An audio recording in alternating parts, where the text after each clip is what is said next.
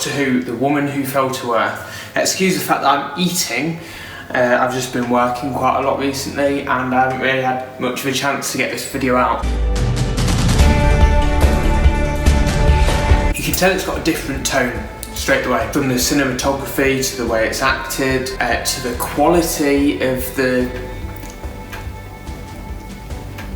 show. It feels very fresh as compared to the Steven Moffat era. I like the whole thing about the YouTube and all the little videos that came up at the side. Ryan's dyspraxia made him feel very much like a normal person, a very relatable and down-to-earth person. The tone is very much like a sort of modern serial drama. Bloody hell. But I do like that. I think it's really fresh. Obviously, Russell T Davies' era of the show was referred to a lot as being like a soap opera, and Steven Moffat's was very fairy tale and very fantasy. You can tell Chibnall's approach to the show is very dramatic, which I like. Some people were saying they couldn't relate to Yaz.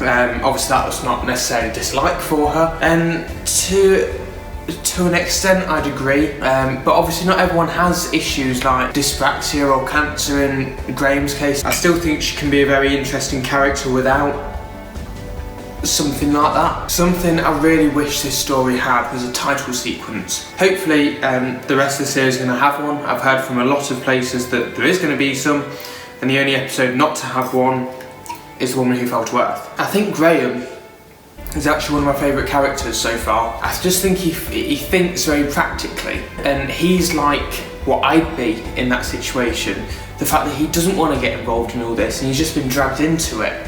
He thinks very practically, and I like that. And to be honest, Bradley Walsh really surprised me with his ability to act. How did the Doctor survive that fall? I kind of expected her to sort of land in water or something like that.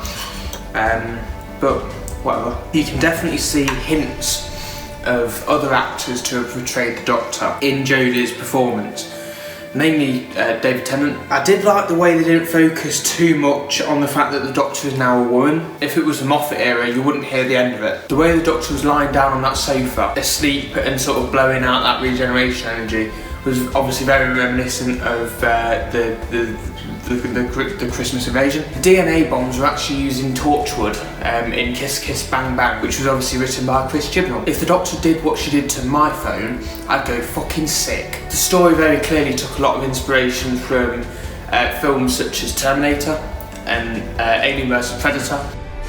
The death count was very high in this story. Obviously I'm going to get to Grace's death later on, but there was a lot of death just from people that we didn't really know, which is good. We didn't see that a lot in the Moffat era, and it really sort of sets the stakes a bit higher and just generally makes it a lot scarier, I think, for the younger audience. As much as I love Peter Capaldi's Doctor, and as difficult as it's going to be for Jodie to beat Capaldi for me, it was really nice and fresh to see a Doctor that actually cares, and a lot more human Doctor again. It's great that the Doctor actually builds her own sonic screwdriver. I don't think we've ever seen the Doctor build their own sonic screwdriver. And during the Moffat era, the Doctor didn't even make his sonic screwdrivers. Eat my salad, Halloween. I fucking love that line.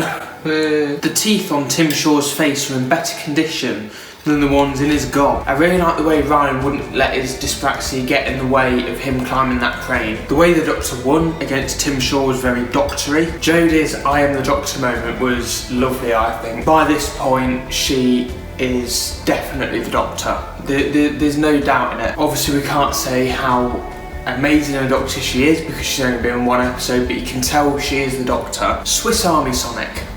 It has a nice ring to it, I do like that. Grace's death seemed very impactful, and the fact that Chris Chibnall is even willing to kill off one of his characters shows that he has a lot more courage than Steven Moffat ever did.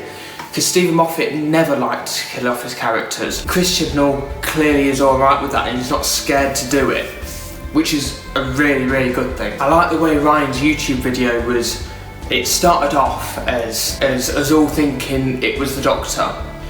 But then it turns out, obviously it was about Grace, and it was a really nice way they did that. Graham's grief really showed off how good of an actor Bradley Walsh actually is. I love the way 13 got her costume. Obviously every Doctor has their own little way of getting it. The first Doctor, the 9th Doctor and the 12th Doctor, obviously we've got no idea where they got those costumes from. The 2nd Doctor just sort of regenerated with his. The 3rd Doctor, the 8th Doctor and the 11th Doctor all got theirs in a hospital. The 4th, 5th, 6th, 7th and 10th Doctors all got theirs from the TARDIS wardrobe. Obviously 13 got hers from a charity shop, which I like, and it kind of explains why there's a modern touch to her costume. The cliffhanger at the end felt very, very much like a classic Doctor Who cliffhanger, which I love. I love the new theme tunes. Sega Nakanola absolutely knocked it out the park, in my opinion. I really enjoyed the story. The actual plot wasn't amazing, but it was a really good story to kind of get you back into the Doctor Who spirit. It's been 3/4 of a year since Doctor Who has been on the air, you know, at Christmas, and it's been like a year and a half since we've had a full Doctor Who series. So it really kind of gets you back into the Doctor Who spirit. And it's also a nice story for the characters and the Doctors to both develop. The plot wasn't too heavy. I've got a little issue with it, which is the fact that it drags a little bit towards the middle bit. But other than that, it is a really, really good story. And I think when people like Vote Saxon 07 make videos basically hating on it, because there's no pleasing them. Fucking hell, I could have a rant all day about Vote Saxon 07, but I'm not going to bother. Anyway, I hope you enjoyed this review. I hope you agreed with everything I say and you're not a Vote Saxon 07 fan. If you did enjoy the video, leave it a like. Subscribe to my channel if you want to see reviews of every other episode of Doctor Who Series 11. Hopefully I won't be eating in those reviews, but yeah, so thank you for watching and I'll see you in the next video.